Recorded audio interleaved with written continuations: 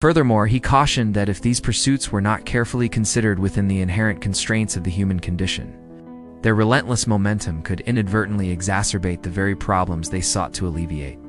In Notes from Underground, Dostoevsky articulated this profound insight with characteristic directness. Now I ask you, what can be expected of man, since he is a being endowed with strange qualities? Shower upon him every earthly blessing, drown him in a sea of happiness, so that nothing but bubbles of bliss can be seen on the surface. Give him economic prosperity, such that he should have nothing else to do but sleep, eat cakes, and busy himself with the continuation of his species, and even then, out of sheer ingratitude, sheer spite, man would play you some nasty trick. He would even risk his cakes, and would deliberately desire the most fatal rubbish, the most uneconomical absurdity, simply to introduce into all this positive good sense his fatal, fantastic element.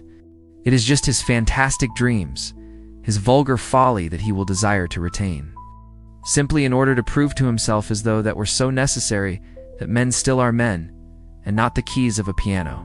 For Dostoevsky, a fundamental characteristic of humanity is its inherent irrationality and its unceasing desire for a sense of self-agency, a feeling of being in control of one's own existence,